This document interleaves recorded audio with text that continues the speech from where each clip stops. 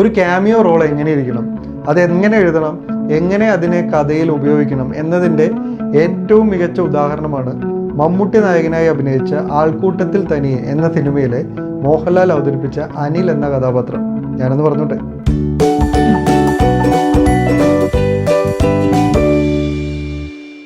MT Vasudevan Nair എഴുതി IV Sasi സംവിധാനം ചെയ്ത് 1984 പുറത്തിറങ്ങിയ സിനിമയാണ് ആൾക്കൂട്ടത്തിൽ തനിയെ. സീമ എന്ന ആക്ട്രസിൻ്റെ കരിയറിലെ എൻ്റെ മോസ്റ്റ് ഫേവറേറ്റ് ക്യാരക്ടറാണ് ആൾക്കൂട്ടത്തിൽ തനിയെ എന്ന സിനിമയിലെ അമ്മുക്കുട്ടി. സോ ഈ സിനിമയിൽ മോഹൻലാൽ അവതരിപ്പിക്കുന്ന അനിൽ എന്ന കഥാപാത്രം ആകെ വരുന്നത് 4 സീനിലാണ്. ഈ 4 സീനുകളിലും മോഹൻലാൽ എന്ന നടൻ്റെ അഭിനയശേഷിയെ നല്ല രീതിയിൽ തന്നെ ഉപയോഗിക്കുന്നുണ്ട്. അതോടൊപ്പം ഈ 4 സീനുകളും ഈ സിനിമയിൽ 4 ഘട്ടങ്ങളിലായിട്ടാണ് വരുന്നത്. അപ്പോൾ അതിനിടയിൽ രാജൻ എന്ന ക്യാരക്ടറിൻ്റെ ലൈഫിൽ ഒരുപാട് മാറ്റങ്ങൾ ഉണ്ടാകുന്നുണ്ട്. അപ്പോൾ നമ്മൾ രാജൻ്റെ പെർസ്പെക്റ്റീവിൽ കഥ കണ്ടിങ്ങനെ പോകുന്നതിനിടയിൽ അനിൽ വരുന്നതോടെ അതുവരെ നടന്ന കാര്യങ്ങൾ വേറൊരു പെർസ്പെക്റ്റീവിൽ കാണാൻ നമുക്ക് സാധിക്കും. അതാണ് ആ ക്യാരക്ടറിനെ കൃത്യമായിട്ട് അവിടെ ഉപയോഗിച്ചിരിക്കുന്നത്. അപ്പോൾ ഞാൻ ഓരോ സീനായിട്ട് പറയാം, അപ്പോൾ നിങ്ങൾക്ക് കുറച്ചുകൂടെ വ്യക്തമാവും. ആൾക്കൂട്ടത്തിൽ തന്നെ എന്ന് പറയുന്ന സിനിമയുടെ കഥ, ഒരാൾ മരിക്കാൻ കിടക്കുന്നു. അപ്പോൾ അയാൾ ഉടനെ മരിക്കുമെന്ന് കരുതി ബന്ധുക്കളും എല്ലാവരും കാത്തിരിക്കുന്നു. അപ്പോൾ അയാളുടെ മകനാണ് രാജൻ എന്ന് പറയുന്ന മമ്മൂട്ടിയുടെ ക്യാരക്ടർ. ഈ പറയുന്ന രാജനൊരു മകനുണ്ട്. മകനെയും കൊണ്ട് അയാൾ കാണാൻ വരുന്നു. പക്ഷേ രാജനും ഭാര്യയ്ക്കും തിരക്കുകളായതുകൊണ്ട് അയാൾക്ക് അവിടെ നിൽക്കാൻ പറ്റുന്നില്ല. അപ്പോൾ രാജൻ്റെ മുറപ്പെണ്ണായിട്ടുള്ള അമ്മുക്കുട്ടി, അവരിപ്പോഴും കല്യാണം കഴിച്ചിട്ടില്ല, അവരവിടെ ഉണ്ട്. അവർ ഈ കുട്ടിയെയും ഇതേപോലെ രാജൻ്റെ അച്ഛനെ ടേക്ക് കെയർ ചെയ്യുന്നു. അങ്ങനെ രാജൻ്റെ അച്ഛൻ്റെ ആരോഗ്യം മെച്ചപ്പെട്ട് അയാൾ രക്ഷപ്പെടുന്നു. ഇതാണ് ഇതിൽ സംഭവിക്കുന്നൊരു കാര്യം. ഈ സിനിമയിൽ ആദ്യം ഈ അനിൽ എന്ന് പറയുന്ന ക്യാരക്ടറെ കാണിക്കുന്നത് രാജൻ അമ്മുക്കുട്ടി അയച്ചൊരു കത്ത് അവരുടെ കോളേജ് ഹോസ്റ്റലിൽ ഇരുന്ന് വായിക്കുമ്പോഴാണ്. അപ്പോൾ അവിടെ വെച്ച് തന്നെ രാജൻ്റെ കാമുകിയാണ് അല്ലെങ്കിൽ മുറപ്പെണ്ണാണ് അമ്മുക്കുട്ടി എന്ന കാര്യം അനിലിന് വളരെ വ്യക്തമാവുന്നുണ്ട്. ഈ കത്തിലുള്ള ഒരു ഹ്യൂമർ സെൻസിനെ അനിൽ നന്നായിട്ട് പുകഴ്ത്തി പറയുന്നുണ്ട്. സ്ത്രീകൾക്ക് അത്ര ഹ്യൂമർ സെൻസ് ഉണ്ടാവണമെന്നില്ല, പക്ഷേ ഈ കുട്ടിക്കുണ്ട്, തൻ്റെ ഭാഗ്യമാണോ എന്നൊക്കെ പറയുന്നുണ്ട്. ആ സീനിൽ അനിൽ സിഗരറ്റ് വലി തുടങ്ങുന്നത് ഒരു പെണ്ണിനെ ഇമ്പ്രസ് ചെയ്യാനാണ് എന്നാണ് പറയുന്നത്. എന്നിട്ട് അനിൽ രാജനോട് പറയുന്നുണ്ട്, തന്നെ പോലെ ജനിച്ച ഉടനെ തനിക്ക് വേണ്ട ഒരു പെണ്ണ് അവിടെ റെഡി ആയിട്ടിരിക്കുന്ന ഒരു സിറ്റുവേഷൻ ആയിരുന്നില്ല എനിക്ക്, അതുകൊണ്ട് എനിക്ക് ഇങ്ങനെ കുറേ അഭ്യാസമൊക്കെ കാണിക്കേണ്ടി വന്നു എന്നൊക്കെ വളരെ കാഷ്വലായിട്ട് സംസാരിച്ച് പോവുകയാണ് ആ ഒരു സീനിൽ. പക്ഷേ അവിടെ വെച്ചിട്ട് രാജന് ഇങ്ങനെ ഒരു മുറപ്പെണ്ണുണ്ടെന്നും അമ്മുക്കുട്ടി ഇതുപോലെ നല്ല ക്വാളിറ്റി ഉള്ള ഒരാളാണെന്നും ഒരു എലിമെൻ്ററി സ്കൂൾ ടീച്ചറാണെന്നും അത്യാവശ്യം ഹ്യൂമർ സെൻസ് ഉള്ള ഒരാളാണെന്നും അതേപോലെ രാജനെ ഈ പഠിക്കാനായിട്ടൊക്കെ സപ്പോർട്ട് ചെയ്യുന്നത് അമ്മുക്കുട്ടിയാണെന്നുള്ളൊരു ധാരണ അനിലുണ്ട് എന്നുള്ളത് നമുക്ക് ആ ഒരു സീൻ കാണുമ്പോൾ മനസ്സിലാവും.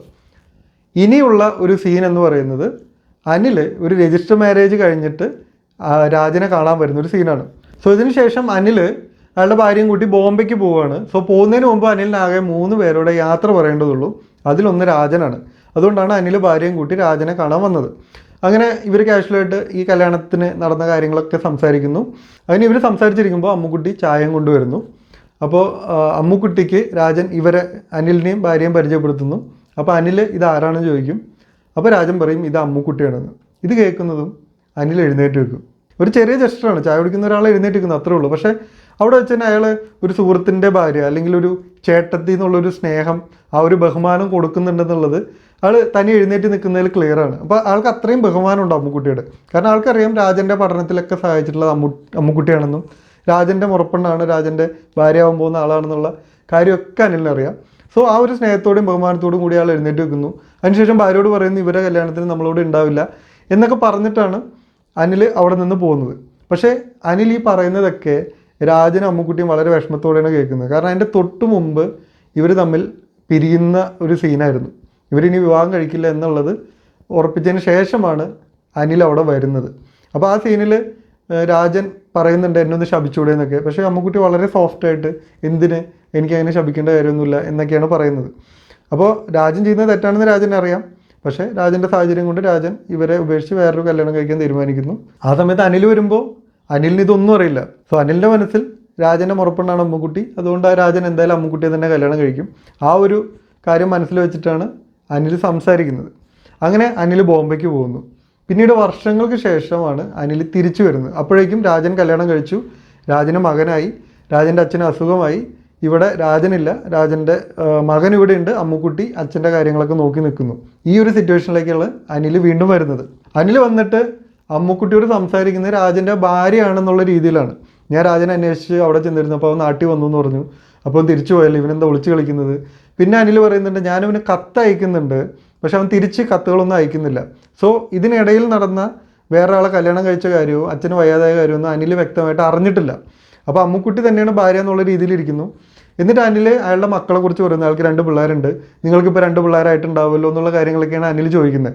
പക്ഷേ ഇതൊക്കെ വളരെ വിഷമത്തോടു കൂടിയാണ് അമ്മുക്കുട്ടി കേട്ടുകൊണ്ടിരിക്കുന്നത്. അപ്പോൾ അവിടേക്ക് രാജൻ്റെ മകൻ കരഞ്ഞുകൊണ്ട് വരും. അമ്മുക്കുട്ടി ആ കുട്ടിയെ ആശ്വസിപ്പിക്കും.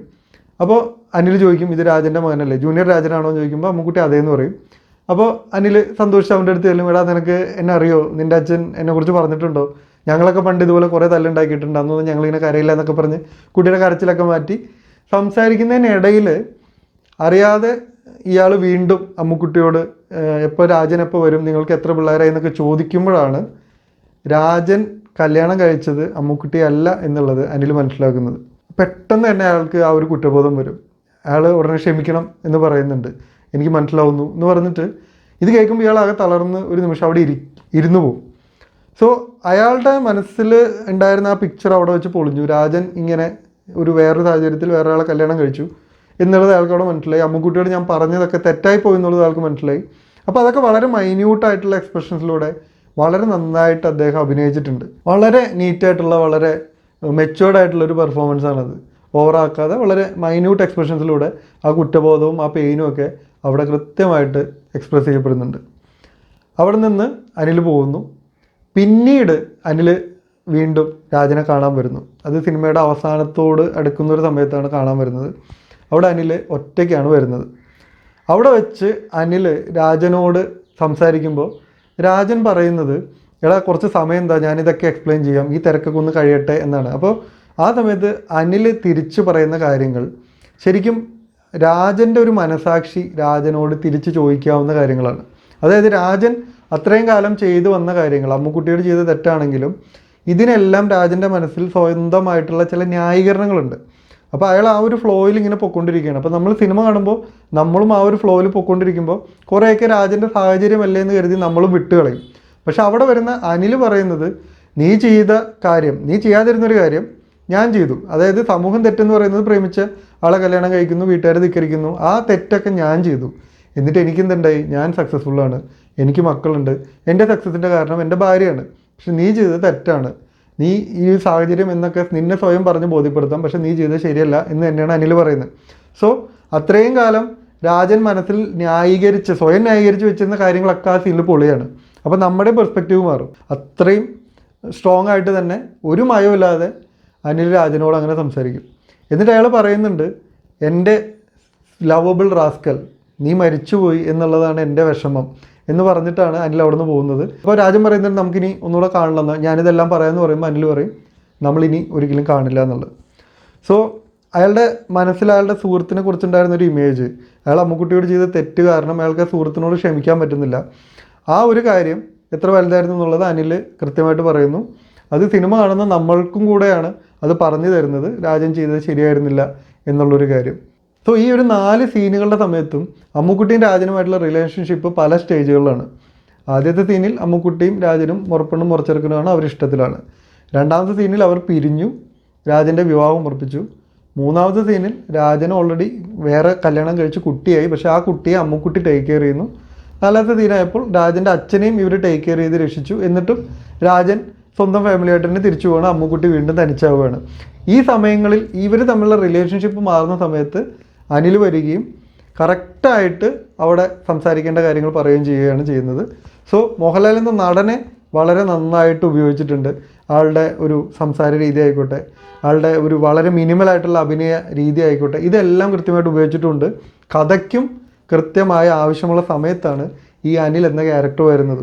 സോ ഒരു ക്യാമിയോ റോൾ എങ്ങനെ എഴുതണം, ഒരു ആക്ടറെ നമ്മൾ കൊണ്ടുവരുമ്പോൾ അയാൾ എങ്ങനെ എഴുതണം, അയാൾക്കും അതുകൊണ്ട് ബെനിഫിറ്റ് ഉണ്ടാവണം, സിനിമയ്ക്കും ബെനിഫിറ്റ് ഉണ്ടാവണം, അയാൾ വന്നത് നമുക്കെപ്പോഴും ഓർത്തിരിക്കാനും പറ്റണം. ഈ കാര്യങ്ങളെല്ലാം നടക്കുന്ന രീതിയിലാണ് ആൾക്കൂട്ടത്തിൽ തന്നെ എന്ന സിനിമയിൽ അനിൽ എന്ന ക്യാരക്ടറിനെ എഴുതിയിരിക്കുന്നതും അത് മോഹൻലാൽ പെർഫോം ചെയ്തിരിക്കുന്നതും. സോ നിങ്ങളുടെ മനസ്സിലേക്ക് വരുന്ന നല്ല ക്യാമിയോ റോളുകൾ ഏതൊക്കെയാണ്, അതൊന്ന് കമൻറ്റ് ചെയ്യൂ. ഈ വീഡിയോ ഇഷ്ടപ്പെട്ടെങ്കിൽ ലൈക്ക് ചെയ്യുക. ഈ ചാനലിലെ മറ്റു വീഡിയോസ് കണ്ടുപോകുക. അടുത്ത എപ്പിസോഡിൽ മറ്റൊരു കാര്യം പറയാൻ വേണ്ടി വരാം. Thank you for watching. ഈ ലോകത്ത് അനിലും രാജനും ഒക്കെ അങ്ങനെ നിസ്സാരമായി കടന്നു പോകാൻ വന്നവരല്ല.